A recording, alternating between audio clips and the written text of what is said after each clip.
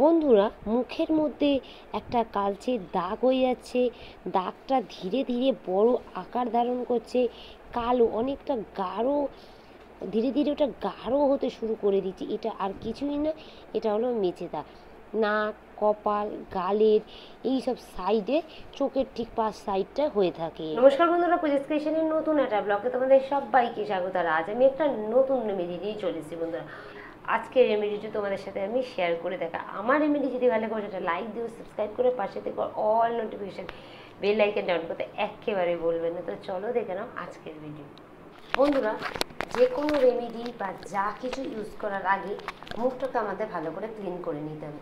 আর এই ক্লিনিংয়ের জন্য তোমরা বাইরে যেগুলো ফেস ওয়াশ ইউজ করে নিতে পারো, আমি এখানে ব্যবহার করে নেবো ঘরোয়া একটা রেমেডি। আমার মুখে কোনো রকম মেকআপ নেই, আর মেকআপের নেই কোনো মেকআপ থাকলে মেকআপটা তোমরা তুলে ভালো করে ফেস ওয়াশ করে তারপর তোমরা রেমেডিটা ইউজ করে দেখো।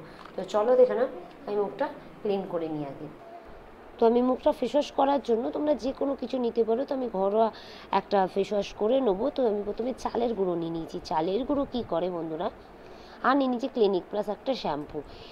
চালের গুঁড়ো কী করে, মুখটাকে স্ক্রাবিং করতে সাহায্য করে, ডিপলিভাবে ক্লিন করে, নোংরা ময়লা টেনে তুলতে সাহায্য করে এই চালের গুঁড়ো আর শ্যাম্পু দিয়ে আমি এইভাবে ভালো করে মিশিয়ে নিচ্ছি। একটু জল দিয়ে ভালো করে টুনি গুলিয়ে নেবে, নিয়ে এটা সারা মুখে যেভাবে তোমরা ফেস ওয়াশ করো ঠিক সেইভাবে তোমরা এটা ফেস ওয়াশটা করে নেবে।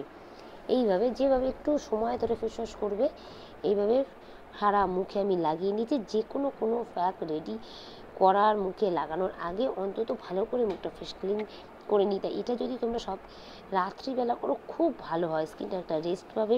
এইভাবে যে কোনো ফেস ওয়াশ দিয়ে ভালো করে তোমরা, আমার কাছে এটাই ছিল অ্যাভেলেবেল, তো আমি এইটা দিয়ে ভালোভাবে মুখটা ক্লিন করে নিচ্ছি। এইভাবে ক্লিন করে নেওয়া, এইভাবে ম্যাসাজ করে নেবে ভালোভাবে। যেসব জায়গা এরিয়ায় মেঝে তার দাগ হয়ে থাকে, যেমন গালের এই চোখের এই সাইডটায় মেঝে, এই সাইডে দেখো এইখানটায় মেঝে তার হালকা হালকা স্পট দাগ হতে থাকে। এইখানটা নাকের পাশে, থুতনিতে, ঠোঁটের ঠিক উপরটা, এইসব জায়গায় বিশেষ করে গালে হয়ে থাকে মেঝে তার দাগ। তো ভালোভাবে ধুয়ে নেওয়ার পর মুখটা একটু মুছে এইভাবে ভালো করে আমি মুখটা ধুয়ে নিচ্ছি। দেখো মুখটা ভালো করে ধুয়ে নেওয়ার পর এইভাবে ভালো করে মুখটা শুকনো করে একটুখানি মুছে নেবে। মুছে নেওয়ার পর বন্ধুরা কী করবে, ডিপলি যদি মুখটা ক্লিন না হয়, পরে যে জিনিসটা তুমি মুখে অ্যাপ্লাই করবে না সেটা ভালো করে তোমার অ্যাবজর্ব করবে। কারণ নোংরা ময়লা তাহলে তার উপর যদি তুমি যে কোনো কিছু দিতে থাকো সেটা ঠিক তার উপকারিতা বা তার কাজ দেবে না। তো চলো প্যাকটা আমি বানিয়ে নিই। আর প্যাকটা বানিয়ে নেওয়ার জন্য যে সিরামটা আমি আজকে রেডি করব তার জন্য নিয়ে নেবে অল্প পরিমাণে একটু আলু নেবে। এর একটুখানি আমার রস প্রয়োজন। আর আজকে এই সিরামটা না খুব ভালো কাজ দেবে পিগমেন্টেশনের জন্য। পিগমেন্টেশন না একটা সাধারণ একটা ত্বকের সমস্যা, আর এই সমস্যাটা না অস্বাভাবিকভাবে দিনে দিনে বেড়ে যাচ্ছে। মানে অত্যাধিক হারে প্রথমে হালকা হালকা দাগ হচ্ছে, তারপরে সেটা গাঢ় হয়ে যাচ্ছে, সারা মুখে হয়ে যাচ্ছে। এটা ত্বকের বিভিন্ন স্তরে ছড়িয়ে পড়ে, কারণ অস্বাভাবিকভাবে মেলানিন তৈরি হয়। এর ফলে এই মেঝেটা অনিয়মিতভাবে ত্বকে আস্তে আস্তে বড় বড় আকার ধারণ করে। মেঝেটা কপালে, নাকে, ঠোঁটের উপর দিকে, থুতনিতে বরাবর হয়ে থাকে।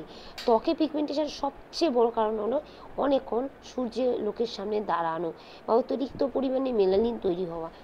আর এর সাথে আমি দিয়ে দিচ্ছি এই আলুর রসের সাথে দিয়ে দিচ্ছি অল্প পরিমাণে হলুদ, অল্প পরিমাণে একটু পাতি লেবু, যে কোনো কিছুর সাথে পাতি লেবুর রস মিশিয়ে লাগাও, কোনো কাজ খুব ভালো কাজ দেবে।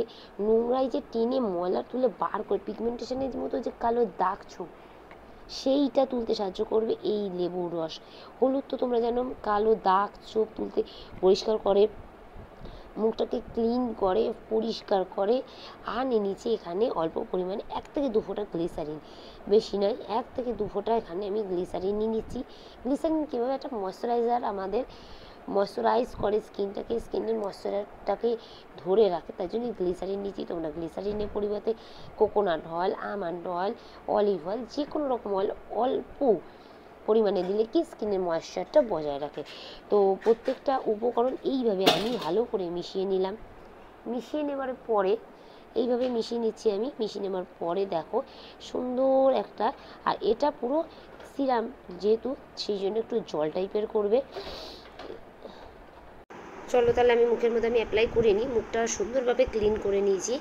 তো এইভাবে যেহেতু আলু স্রাসটা নিচে পড়ে থাকে, তো সেহেতু ভালো করে এটা আগে গুলিয়ে নেবে। নিয়ে পিগমেন্টেশন যে এরিয়াগুলো হয়ে থাকে ঠিক ঠিক সেই সব এরিয়ায় 2-3 বার করে একটু করে যেই শুকিয়ে যাবে আবার দেবে। আবার অ্যাপ্লাই করার পর বেশ কিছুক্ষণভাবে এইভাবে দিতে থাকবে। এবার গরমকাল যেহেতু, গরমকালে কী হয় এমনি টেনে এটা শুকিয়ে যাবে।